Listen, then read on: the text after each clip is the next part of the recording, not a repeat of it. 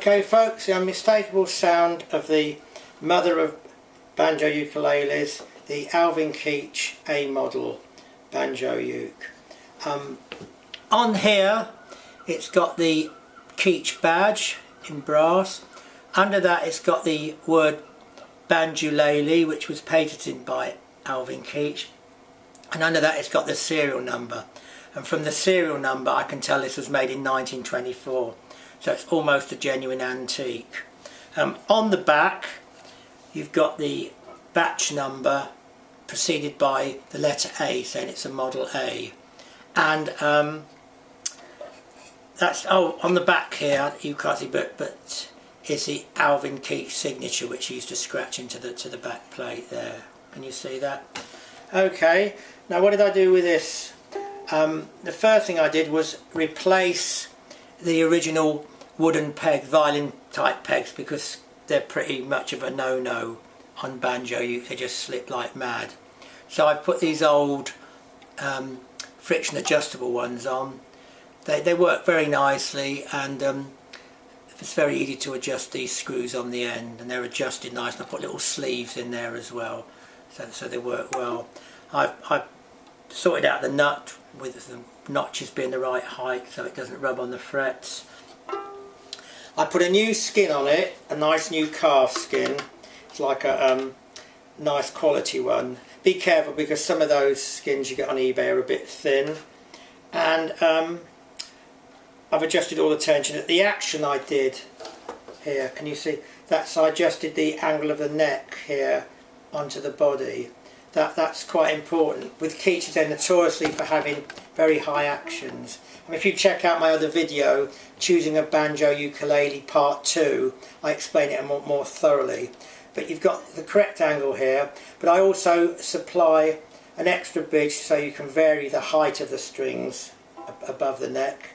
And also I supply another bridge with wider notch spacings for those of you with fatter fingers.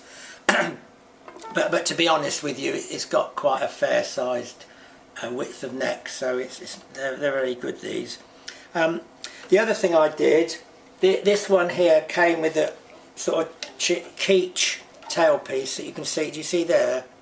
Now I've had lots of letters and emails about these, because when you're strumming, these here dig into your strumming arm like that. Ooh, it hurts.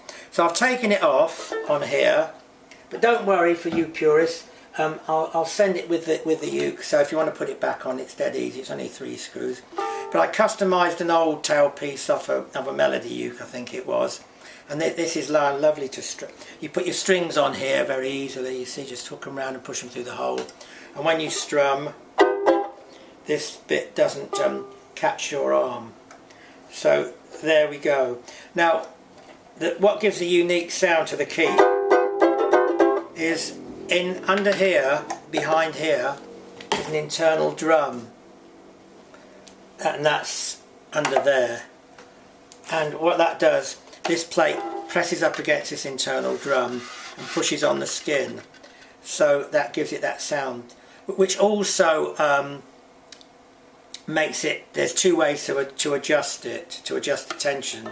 You can do the normal way by tightening these nuts that are on the end of these tension rods here, or you can just tighten up this back plate here by screwing those up. So that's 2 ways of adjusting it, but it's a lovely sound. And to all those ukulele players that aren't really into George Formby, and you don't have to do George Formby stuff. I mean, you can get started with a very simple rock and roll number, for instance, just using the chords of F and C7. I mean, you could do some Chuck Berry, for instance. Information, get me Memphis, Tennessee. Try and find the party, trying to get in touch with me. I do not know her number, she wrote it on the wall. Her uncle took the message and he wrote it on the wall.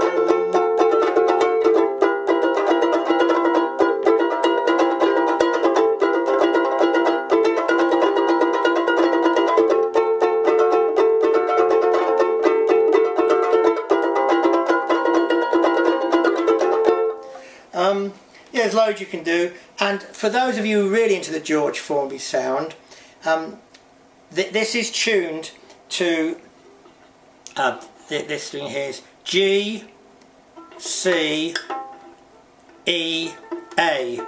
But the George Formby used to play a little bit higher, although the same kind of shapes, but a little bit higher to project the sound, and that's how you get that George Formby sound. A lot of players used the higher tuning in the old days because you didn't have microphones and amplifiers.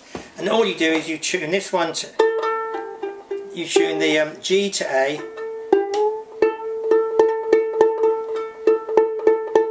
you tune the C to D,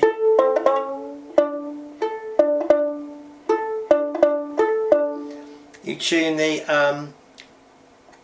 E to F sharp, and you tune the A to D, A to B.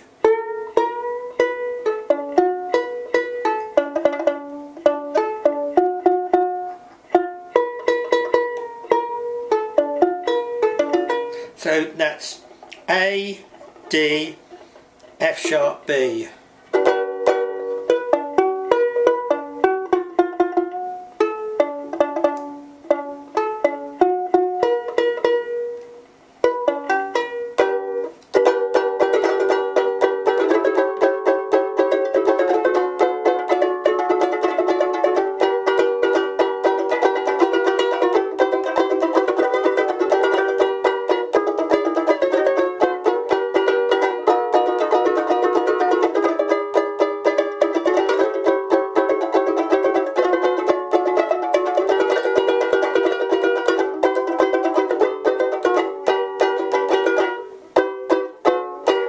Oh, I forgot the last two chords.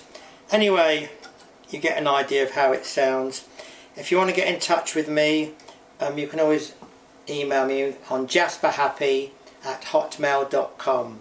jasperhappy@hotmail.com. Oh, by the way, it comes in a well-used case, but it's the original. They call this faux leather, I think, or faux snake skin or whatever. Okay, thanks for listening. Bye.